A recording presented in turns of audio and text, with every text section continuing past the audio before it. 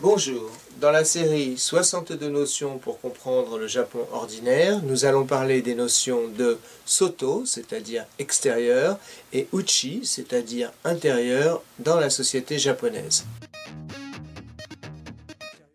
Par exemple, dans le cadre de l'entreprise, on n'adopte pas le même comportement quand on est à l'extérieur ou à l'intérieur de l'entreprise. À l'extérieur, les employés d'une entreprise sont efficaces et rapides.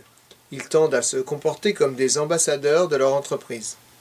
Mais quand on est à l'intérieur de l'entreprise ou d'autres endroits intermédiaires, comme par exemple quand on rentre à l'hôtel, etc., les choses sont beaucoup plus floues, l'organisation est décousue, le style est décontracté, et donc tout devient plus ou moins inefficace et le rythme se ralentit. Alors pourquoi une telle différence ? En France, en général, le comportement qu'on adopte avec quelqu'un dépend de la distance personnelle.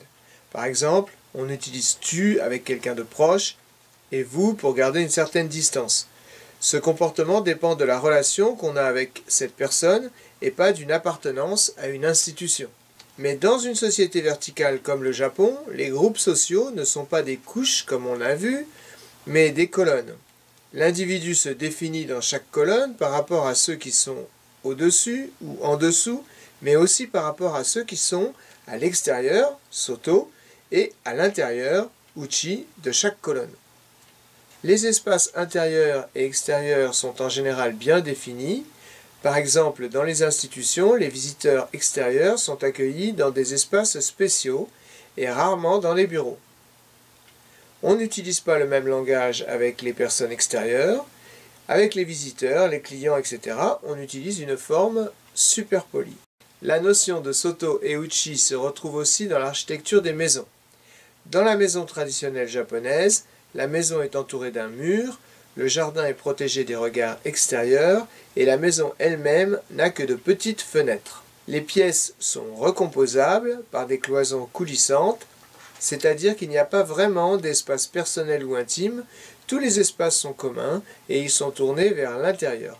On a une claire distinction entre intérieur, Uchi, et extérieur. Voici quelques exemples de maisons japonaises modernes dans lesquelles on voit peu de fenêtres et celles-ci sont plus petites. J'espère vous retrouver bientôt pour d'autres petites vidéos sur YouTube ou ailleurs. Vous retrouverez également ces notions dans le livre « Les Japonais sont-ils différents ? 62 notions pour comprendre le Japon ordinaire » aux éditions Connaissances et Savoir. Enfin, si vous voulez me contacter, vous pouvez le faire à l'adresse suivante.